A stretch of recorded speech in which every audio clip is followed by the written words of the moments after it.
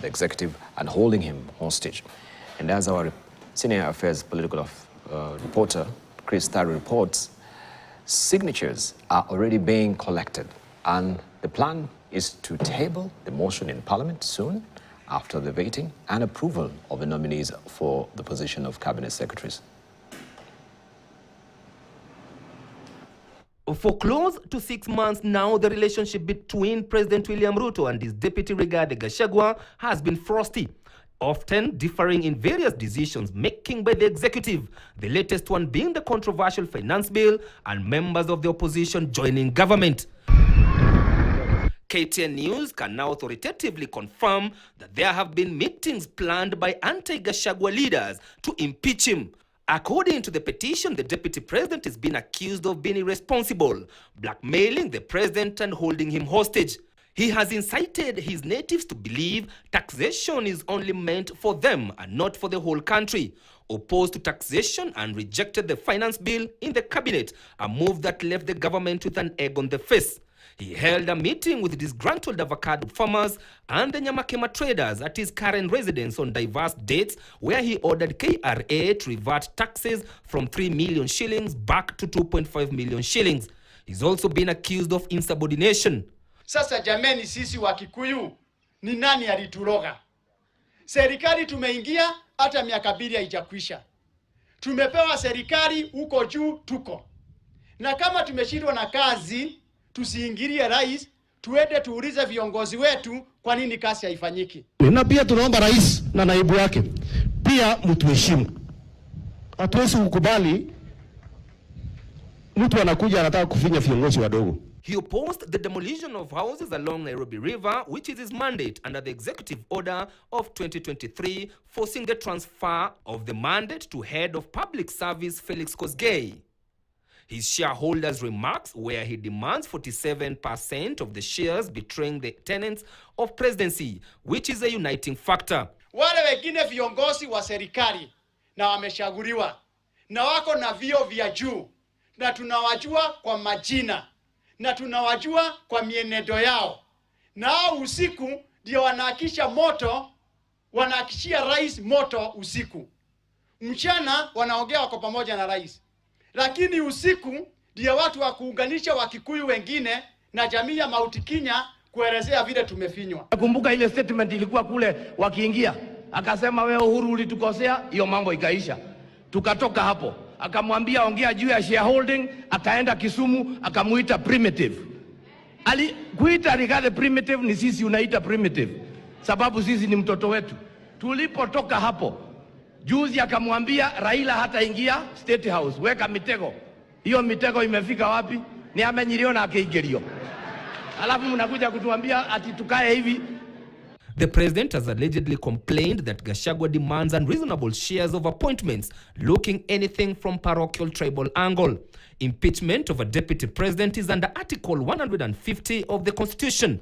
Among the grounds for impeachment include gross violation of the Constitution and gross misconduct. According to sources, the latest meeting to plan the impeachment was held last week.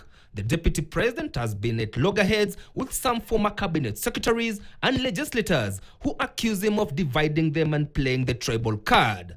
With the new political arithmetic where the executive has already agreed to work with the opposition in both the National Assembly and the Senate, it will be a walk in the park for any anti-Gachagua legislator to table a motion of no confidence and manage to marshal support that will see Gachagua exit the stage. Chris Thari, KTN News in Nairobi. All right, so will it fly? That's the probing question. As we can see, MPs likely voting pattern in case of impeachment in the House, 290 elected. We have 47 women reps, and we have nominated MPs as well, who are 349. That is the total number of members of the National Assembly. Likely to oppose motion. Wiper, when we have seen Wiper stand lately, is we have Wiper standing at 26, and also DAP Kenya, that is 5, KANU 6, total 37, are likely to oppose, and likely to support motion from UDA 144, PAR 3, Ford K 6, MSSP 2, TSP As we saw Mwangi Kinjuri there, of course, his rally supporters there, or his MPs, 2 of them. ANC, we have 8. We have DP 1, CCM 1, Jubilee 28, UDM 6, UPIA 2, NOPEU 1, GDDP 1, NAPK 1, MDG 1, UPA 1, KUP 3, ODM 86, and 297 is how also that number is likely to swing that particular vote in support. Excuse me. And so we want just to look at, also remember that we have the vacant seats as well. Banisa Magarini has not been filled since the demise of the member of parliament there who died from a road accident. And we have independents who are 12. So also that is bound to swing either way with the independents, regarding on how they wake up that day and they feel that they should be voting in for Rigathi or against Rigathi. Dan Mazo, let me just begin with you because your microphone had issues, so yes. I didn't get to hear your voice, but good to see you. Yes. Right. Maybe we can begin from this particular note because I can see Wiper will be opposing, so to speak. It has been projected, and we've seen also your leader, Kalonzo Musyoka, said should also, of course, the nominee will come to the National Assembly. Wiper MPs, they have been rallied to oppose or reject the nominees. Yes, Dibara, for good reasons. You see, largely, you know, what's the biggest problem really in the country is the weakening of institutions, and Parliament is one of the institutions which has been weakened. You saw me talk about the DPP's office. It's a very serious institution. It's been weakened. You see, DPP's office is supported by ESCC for prosecution, and the DCI and police. So the moment you have weak institutions, you have a problem. And then, other than Parliament, also judiciary has been weakened by failing to fund it. That's why recently when they wanted to appoint Court of Appeal judges, they don't have the budget, and then there's a lot of work pending from Court of Appeal. Remember, everybody who's dissatisfied from the lower courts, the magistrates courts, the High Court, the appeal continues up to Court of Appeal unless it's a constitutional issue which goes to Supreme Court. And therefore, Dibal, we have to have our opposition in the country. You see, ODM is now one leg in government and one leg in opposition. They have to decide, are you in opposition or are you in government? Therefore, the vetting of the new cabinet secretaries will really pose a challenge to Parliament, whether Parliament will do the right thing, whether Parliament will do justice, whether Parliament will follow all the reports through, and whether some of these suspected criminals who have been nominated to be cabinet secretaries, people known to have looted public coffers, are going to be allowed to loot more. I know I've seen some people try to accuse the opposition to have taken advantage of Gen Zs. I want to say that Gen Zs are valid issues which government has not taken time to understand, and particularly William Ruto. He must understand what are these young people talking about.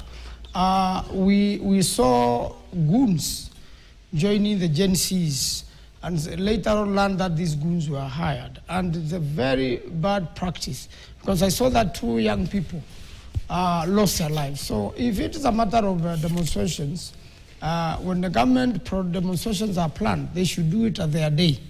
And when the Gen Z's demonstration or demonstrations against the government are planned, they should also have their day. And I believe if you don't shoot or you don't use force or you follow the proper channels in law, you will not have to kill anybody in any demonstration. We saw in Uganda there were demonstrations. Everybody expected serious brutality. But the police of Uganda acted very professionally. They guided the demonstrators. They never shot any one of them. They ended up in Parliament, made their word, and left Parliament, and there was no single death. So I think there must be professionalism with the police. Unfortunately, it began badly, you know, with the first demonstrations of Azimio. You know, it will be responded with, gunshots and tear gas, and in fact, there were several attempts on Honorable Raila's life. You know, his car would be sprayed with bullets. So I'm saying the problems begin far. And therefore, when you come to the attempted impeachment of the deputy president, I remember the deputy president said there was something wrong with the Finance Bill 2023 and the parliament needed to relook. And that's what Kenyans were saying. I mean, there has been a very big problem of failing to follow the constitution in Kenya. You do public participation, and very little is adapted from the views of wananchi. I've always said that parliament does not dominate all the knowledge. There are many brilliant people who didn't get a chance to go to parliament, and therefore their input is important. They are experts in different areas. So we have experts in taxes, and clearly, you know, despite being overtaxed, then most of the money is misused, is misapplied, very many empty promises, promises upon promises. I wish the president could stop promising and just be like President Kibaki. Just do it. Don't go to Tana River and promise. Yeah, we'll come to Tana River, but I just wanted to ask, do you think some of the issues that are being raised in subordination and just the listing that has been given there by Chris Tairu really pass muster to impeach the deputy president? None of them flies. The deputy president has only exercised freedom of speech. He has only reported what is the people are saying. And therefore, none of these grounds can stand. And if there will be an impeachment against Gachagua, it will be a political onslaught, and I believe it will largely fail in the House. I doubt, you know, despite a very serious effort to impeach him, they will miss the 2/3 with a few numbers. There are many, many reasonable members of parliament who are beginning to become independent now. Right. Parliament is beginning to rescue itself from the grip of State House. And you see this has been instigated by the Gen Zs. You go misbehave in parliament. We meet at home where we elected you. And I think that is a very good thing. The member of parliament should be accountable to his people. So you go to the house, misbehave, go move motions which are malicious, then the people who have elected you will deal with you. But do you think, from your own assessment, that the deputy president has been getting along famously with the president? Just going by the recent, public gallery displays that we've seen, some of his things that sometimes he's holding a press conference, and then we have also the deputy president holding a press conference or a State of the Nation address, and he's also from State House in Mombasa. You know, the president has been abandoning his deputy. That's why he was not in the cost of visit. And I can assure you the cost of visit was cosmetic. People were just, paid up to give a show, and I think that cannot last forever. I want to say that there has been a problem from beginning.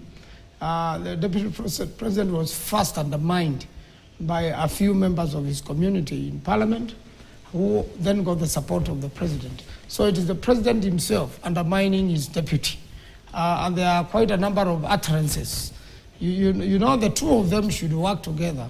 And when the deputy president suggests there is something wrong parliament may have done or the administration may have been done, if it was corrected in time, I think that all the problems we are seeing will not have come up. Again, the statements made by the president that we will not have any handshakes, mutu akitendawili, and then they say we are, and in fact they have been having super majority anyway. You don't need the opposition. But as things hot up, the president goes on without consulting to make a handshake with Raila Odinga, and even without consulting the opposition generally. I attended some of the meetings, and I could feel that the sentiments were not being carried on by all MPs on board, including MPs of ODM. So there is already a handshake, whether you like it or not. They had promised there would never be a handshake. They had supermajority. They were going to have the government. They failed to deliver to the people. They accused the Gen Zs be penetrated by goons, which would have been dealt with.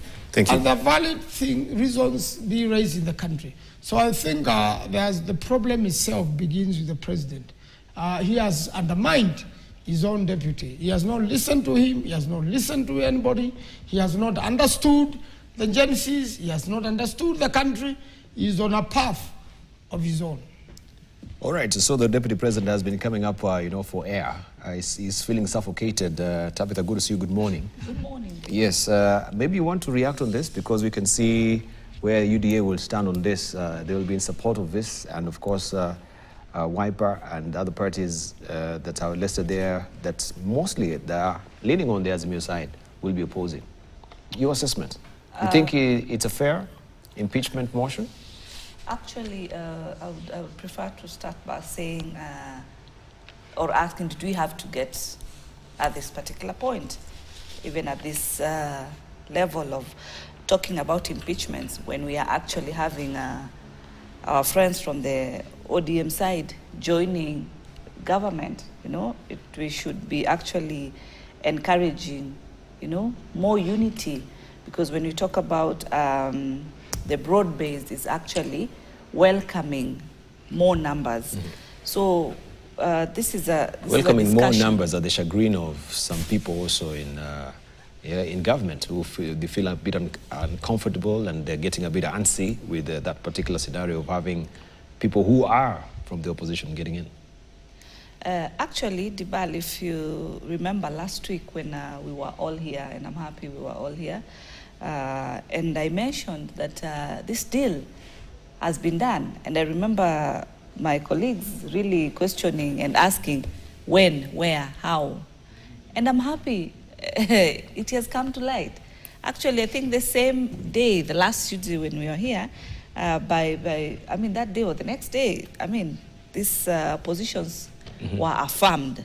So the issue of confirming our brothers that the meeting you're telling us, the night meeting was there.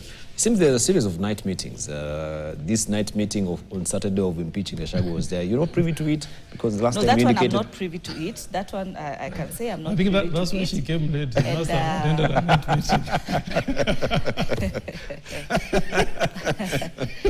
The time God wanted me to be on this show, the time He had planned, and I respect that. But bottom line is that it's at the wrong timing. It's coming at a time that we should be encouraging, much more unity, much more in terms of numbers. From where we are coming from, I've listened to the Deputy President over the weekend, and he stated and said he's appreciating and welcoming our brothers from ODM, looking forward to be able to achieve the manifesto that Kenya Kwanza put. He has welcomed it. He has also noted and appreciated also his people, his portions, or his numbers that they got for nominees are still intact. And he doesn't seem to be opposing that. He's encouraging that. He's okay with that. So there's no problem with that. Where I see the problem is that where our brothers from ODM have refused to really during the day come out and appreciate that they are in this, they are with us. They're just playing cat and mouse, that we are not in Kenya Kwanza. Those people who have gone, They've gone out of the old volition. Out of the old volition, and as we saw their party leader talk about, contradicting, like we've released them. What do you mean by we've released? It's the high time. What the young people need is transparency, and that transparency begins even you as a leader saying that this is the way we are moving, this is the way we've decided to go. The president, Dr. William Ruto, stated categorically and told us, even as leaders of Kenya Kwanza, that from where we are, I'm looking at having a broader government that involves everybody. He spoke out, he mentioned, and he said, I'm welcoming everybody, up and including Kalonzo. He had the same opportunity, he was welcomed equally, like how we've seen ODM being welcomed. And he spoke it out, So it should not be a matter of like, what has the president done from the time we started these demonstrations? A lot has been done, Dibal. The opposition should stop taking advantage of the Gen Z demonstrations by trying, to be sort of aligning to them and trying to push them, because even them, they are well educated enough to be able to know what the president has been able to effect or do from the time the demonstration started. It is clear, it is out there in the public domain. They should not be able to try and align with them and try to push that, you know, he has done nothing. For Christ's sake, he has done. And even when you listen to them, they're saying, this has been done, this has been done, this has been done. But yes, this has not been done, this has not been done. So what needs to be done for this ABCD to be done? You know, there needs to be timeline, there needs to be procedures. You know, Dibal, we have a very good constitution. I listened to my good friend Senator Manzo say the Uganda demonstrations. You can never compare Uganda and Kenya when it comes to demonstrations. At any particular time, it's like day and night, black and white. It's not comparable. How do you even talk about 10? Why are they even 10? Like 5 young people walking in the streets holding hands. You can't even say that that was a demonstration, actually. That was nothing. You know, we can't compare and start saying, oh, it was peaceful, oh, they were... You can't. Those were just like 5, 10 people. And that has been happening. Even last week when Boniface and his team were demonstrating, nobody was killed. You know, that didn't happen. So we cannot actually compare. What we should appreciate is that we have a constitution that we enjoy, both from, you know, the common mwananchi to the highest level of the presidency, the executive, and also a law that cuts across, that looks at, you know, both sides. And that's why we say you're innocent until proven guilty. So we have a good constitution that protects us, and that is why Article 37 is there for the demonstration to be there. What has been happening is that they have not been very peaceful, but when it comes to the issue of the deputy president, it's untimely. Right now, we should be able to try and see how do we even have more numbers as far as us, Kenya Kwanza, we are concerned. Mm-hmm. Senator Okongo Mogini, the deputy president is accused of actually brandishing his tribal card of ethnicity. Even speaking about this nominees, he's spoken very glowingly on how also the Mount Kenya has been represented, so he has no reservations. So he is cutting out a figure of a person who is just thinking about the interest of Mount Kenya, and the executive being the symbol of national unity because it's a unifying factor. This is a departure of what is expected from the deputy president. Do you think also that really holds any water? From your own assessment, you know, the shareholders, those are sentiments which are coming back now to haunt him. You know what's unfolding in Huda is like, it's like we are watching drama series. Because we were told by the president that he will assign duties to his DP. He will not despise his DP. He will not mistreat his DP the way he was mistreated by President Kenyatta. Only to read today in your newspaper, Standard, page 4, that night meetings are being held to plot how to impeach the DP. They say all that goes around comes back again. So we have gone back to the same script that we saw when Ruto was in office. But Dibal, you know, world all over, a DP, a vice president position has never been anybody's cup of tea. The first occupant of that position in the US, John Adams, said to be a vice president is the most miserable position you can ever hold. Because you are supposed to sing the tune of the president, even when you are disagreeing. But, you know, I don't agree with the approach of DP on some of these issues, because he reduces himself, as you have framed the question, to somebody who is in office just to take care of the interest of the Kikuyus or the Mount Kenya region, which demeans that office. In fact, it's an insult on Chapter 6. It does not bring honor and respect to that office. That is the national politics. But you know, Dibali, if you go back to Mount Kenya and you level these accusations against DP, you will make him a hero. Because what is being written here is that he holds meeting with his people, telling them he's going to oppose avocado taxation. That's what the people of Mount Kenya want to hear, that you're fighting for them not to be overtaxed. They are saying here that he opposed the demolitions of houses along Nairobi River. Those are the hustlers he's defending, and that's what they want to hear. They don't want to see their houses demolished. Those guys have no any other source of livelihood. They are saying he champions only Mount Kenya interests. Do you know Dibala as we speak today? Do you know how many PSs we have from Mount Kenya? In fact, not even from Mount Kenya, from the Kikuyu ethnic community. There are 11. How many CSs in the list we have just seen being presented to Parliament? 6. Not from Mount Kenya, that's from the Kikuyu community. So those who are pushing this agenda will be looked at in the Mount Kenya region as being against the interests of the Kikuyu community. So I don't agree with what DP is doing, pushing an agenda for just one ethnic group. I detest the way the president has handled the whole thing, because some of us feel excluded, Dibal.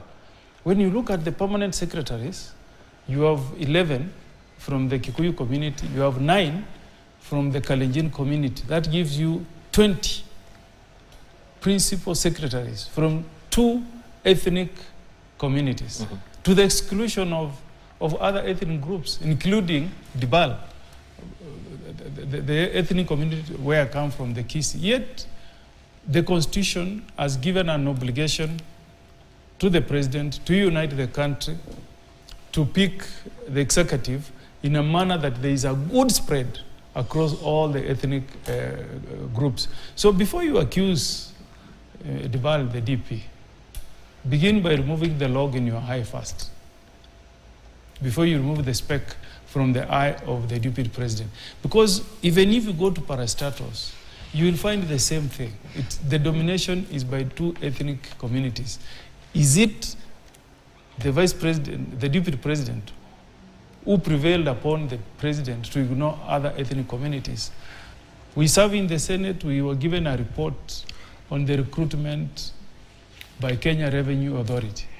Again, it was dominated by 2 ethnic communities. The buck stops with the president, not his DP. And in terms of politics, you know, when you dig a hole, dig it knowing that you may enter it yourself. In the US in 1973, there was a vice president of President Nixon called Spiro. Spiro faced bribery allegations. The Republicans had enough numbers to come in and help him. But you know, President Nixon said, let me get rid of Spiro. I'll get somebody from the House to replace him. So they removed Spiro. He was impeached because of the bribery allegations. He left, resigned. He said, I'm gone. President Nixon picked Gerald Ford, who was the leader of majority in the House, to be his vice president. But you know what? The following year, in 1974, Nixon himself faced the Watergate scandal. And the same members of the Republican Party who had stood with him as he was kicking out Spiro also deserted him and joined the Democrats and prevailed upon him to also resign. So we had an unprecedented situation where Vice President Spiro resigned, left office, 1973.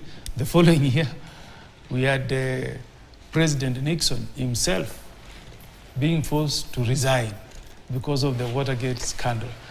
Politics in 24 hours can evolve and become something else. Today, the president may think that he's going to rally the ODM support MPs in the Senate and in the National Assembly to back his scheme of removing the DP from office. But the way I look at it, where I'm sitting today, Dibal, we have so many challenges, so many issues facing this country, that what should be bothering the president today is how to resolve those challenges and issues that are facing the country, that have been raised by the Gen Zs. You know, the unemployment remains a big, big challenge for the president. These are educated youths who are out there, who are jobless. Poverty, Dibal, continue to be a big, big problem for this country. Governance, the issue that is provoking the Gen Zs to go to the streets, still remain a big challenge. We have not seen anybody serving at a high level in government being taken to court, trial is held, a conviction is done. So those are, if you asked me, that's what should be bothering the president. How do I deal with the challenges that have come to the fore, take advantage of the little calm that has come in the country? Because if you move to again seek to remove the DP, you'll be making the situation worse. It's like pouring petrol on fire. The timing is wrong, if you asked me, but if they want to go that route, we'll watch. My only appeal is, we are 3 senators here.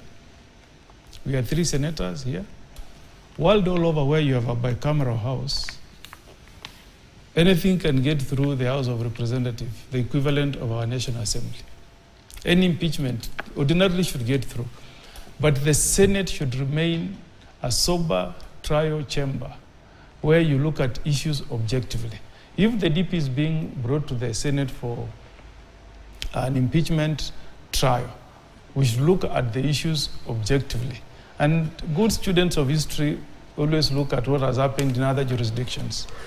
Dibali, if you go to the US, we have had a number of impeachment, I think about 4. The first one was Andrew Johnson in 1808. He was impeached by the House of Representatives. Thank you. But saved by the Senate. Right, thank you. You saw what happened to Clinton. You saw what happened to Trump. All those impeachments can go through the House of Representatives. But the Senate is a house that is expected to be sober. So if it comes, it's okay. Everybody has a right to push it through. But the Senate of the Republic of Kenya should thank you. So you think it is ill-timed? Objectively, and pass a verdict that can pass the test of time. If there are grounds to impeach, impeach. If there are no grounds to impeach, acquit.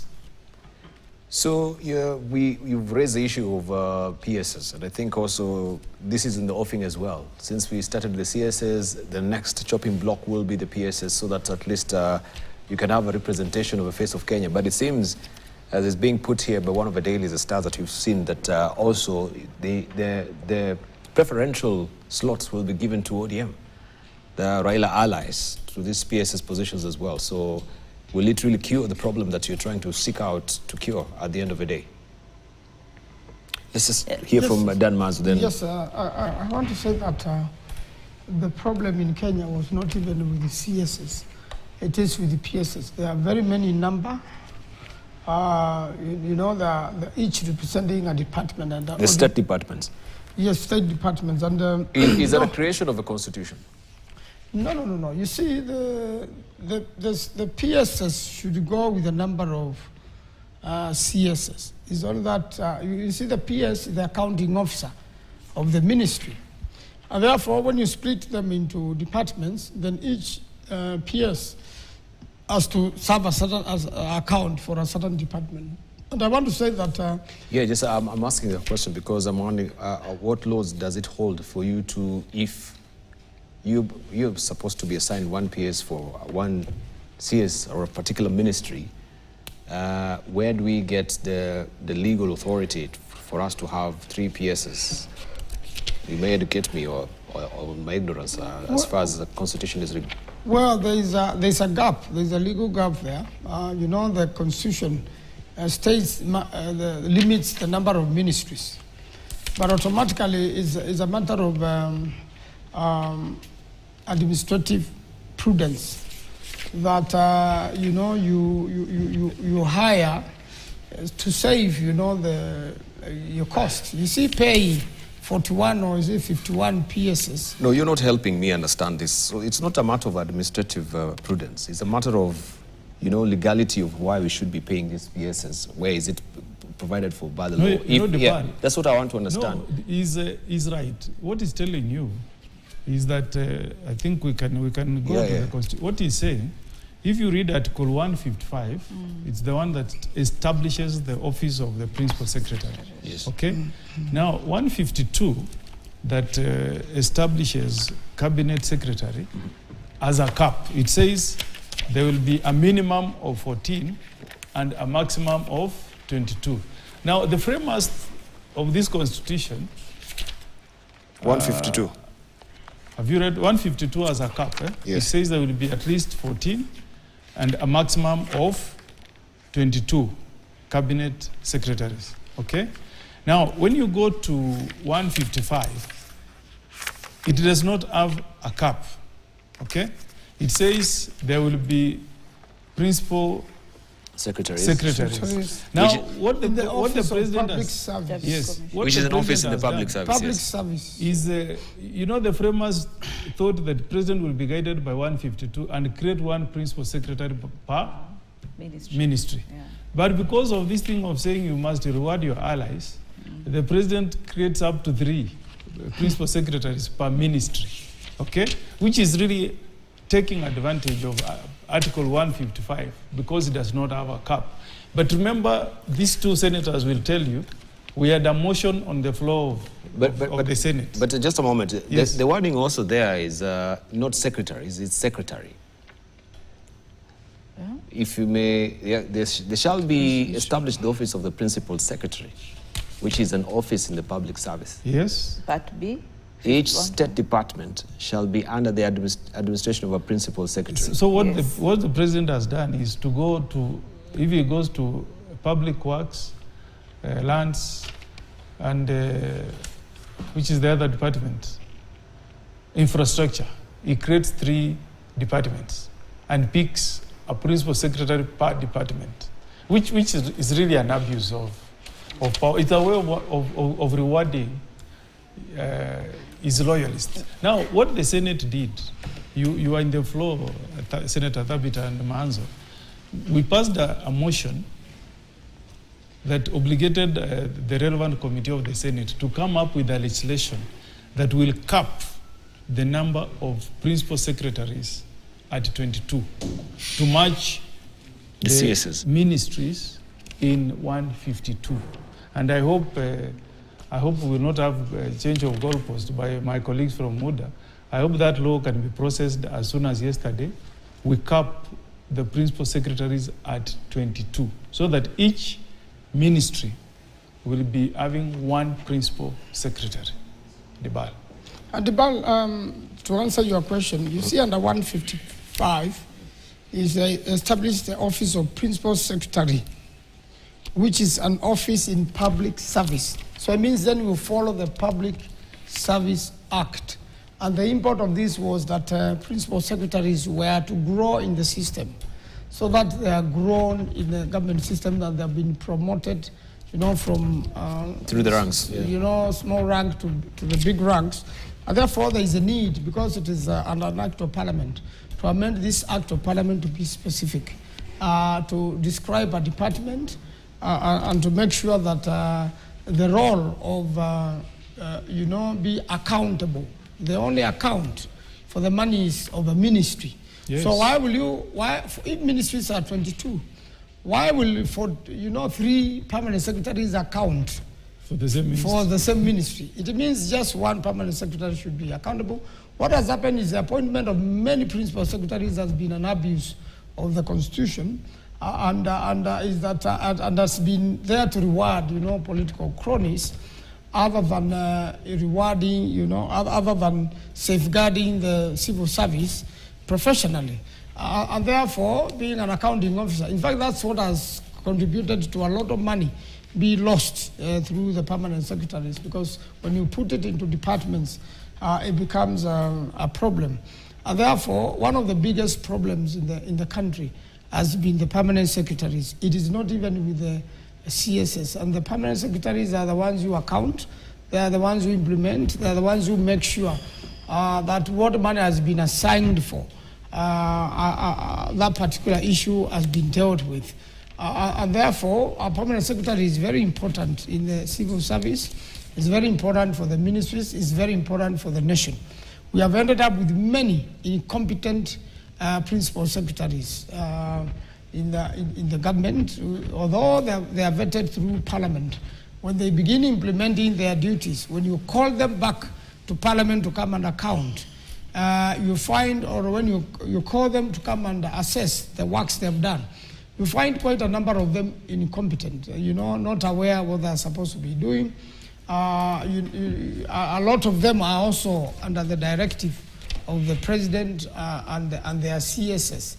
And in fact, a lot of corruption committed in the country can only be accounted by the principal secretaries. They are the ones who deal with the monies which have been accounted to the ministries for development.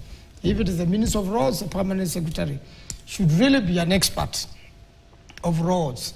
If it is administration, the permanent secretary should be, an expert of that particular area. If it is in security, interior, the permanent secretary there should be somebody who has grown in the administration. Maybe was one time a DO or a DC or a commissioner or regional commissioner, so that now they understand security How was it issues. with the last constitutional order that we had before we promulgated this constitution? Did we have State Department's principals, permanent secretaries? In fact, in the previous constitution, and then they were called permanent secretaries, they matched the ministries. That's what I'm asking. Did we Each have ministry three? Or did we have the permanent secretaries. So we had one. No. There was one, and one for every ministry. I was in the Kibaki administration. That's what I'm asking. And I had a permanent secretary while I was an administrative secretary. So it used to be one permanent secretary per ministry. It was never several permanent secretaries. The others will become administrative, secretaries, but there will be only one accounting officer. And therefore, the implementation of the new constitution has posed a challenge, and it is one of the things we should streamline through an act of parliament. But why have you, as legislators, been mealy-mouthed about this? If this has been in the constitution, you've been seeing it, you're talking about austerity measures, duplications of functions. How until now is when now you're talking about raising you should consider maybe a bill on how we can try and address this. There's already a bill to cure this particular issue. Who is moving this particular This one motion? is in the Senate. Is in and the I Senate? believe from the Senate, then it will go to National Assembly and go for assent. And we are saying this particular bill should not be compromised. What's the name of What's this bill? the name of the bill?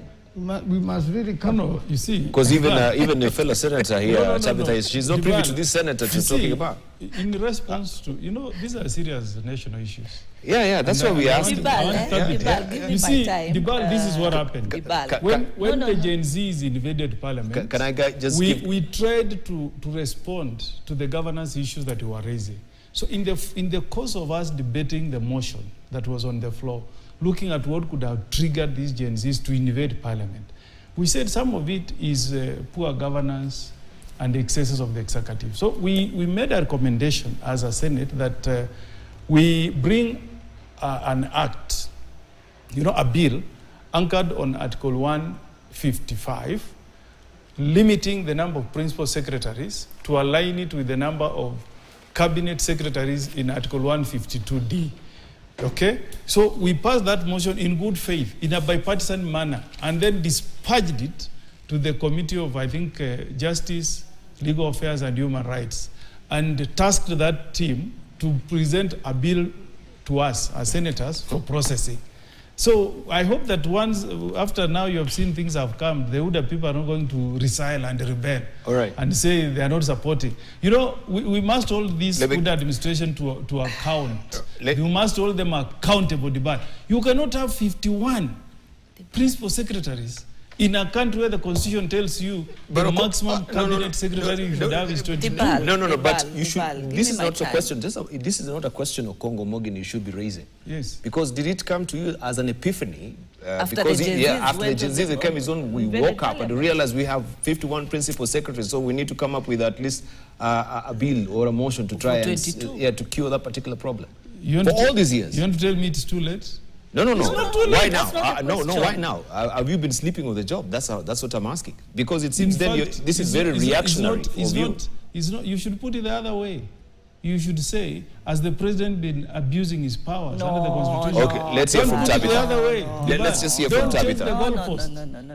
You know, The road stops at the Dibal. door of the president. Okay, let Tabitha have her way. Yes, let me just have my way, actually. I seem to be the only one in government when ODM has been opened doors for, and one leg is in, one leg is out. Can they show... This other side of ODM is not with you. Can they show leadership?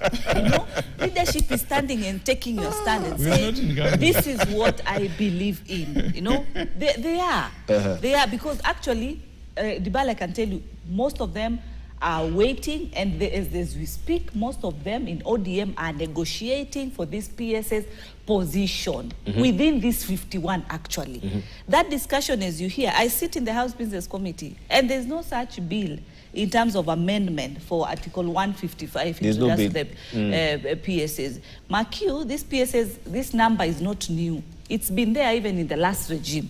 It has been there when we had a handshake government. Was it raised? Was it amended? Nothing was done. And right now, we have a broad-based government.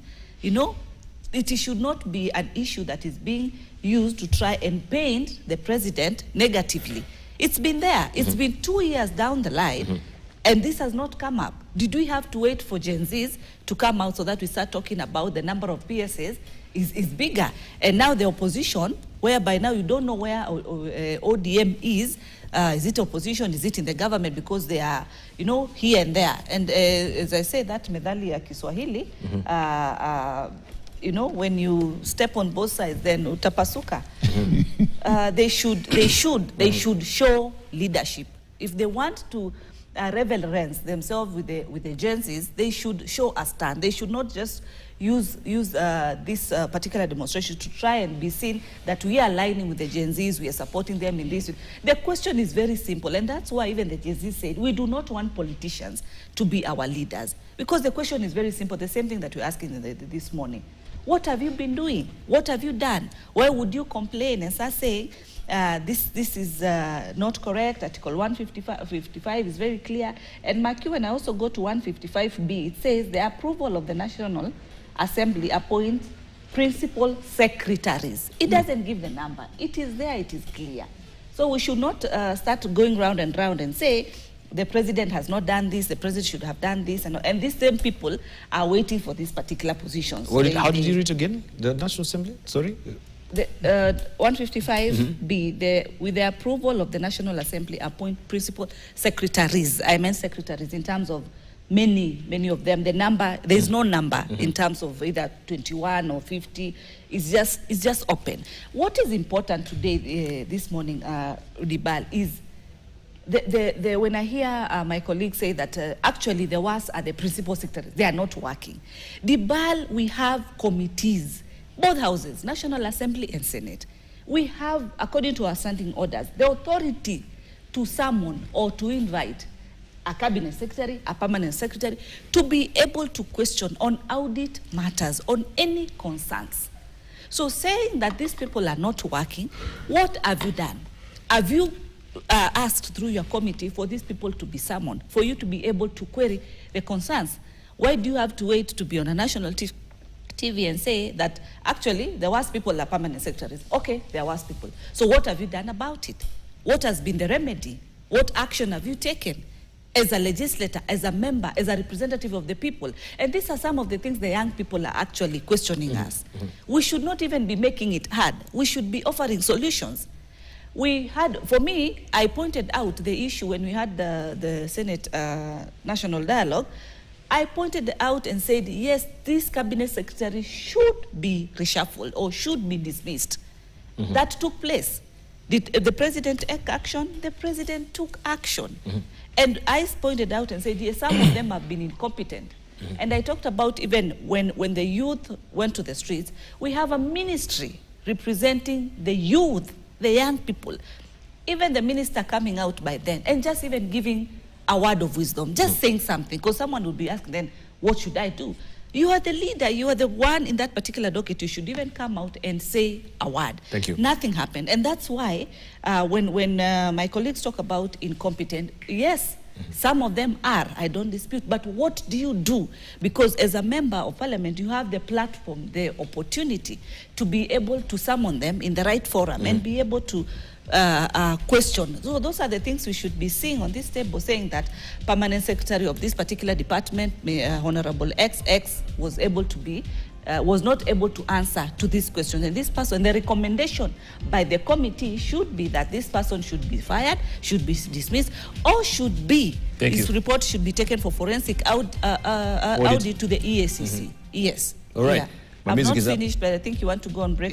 My music is up. Can you just hold on your thoughts? We'll circle back with more. Right. And by the way, we also need to interrogate the issue of the Constitutional Amendment Bill 2023, where there is a proposal that the office, there should be the official leader of opposition, and also the creation of a prime minister's office as well. I don't know if that will really fly in the context of where we are at as a country. And also the Senate seeks to extend its term to 7 years as well. Despite the fact also they want to have also the oversight fund as well on their way to make sure at least it's aiding their oversight role as senators. We take a short break. When we circle back, we shall be looking at that as well. Why do we need an official leader of opposition in light of what we've been seeing lately? When we have an opposition, but they cross over to under the guise of the government of national unity.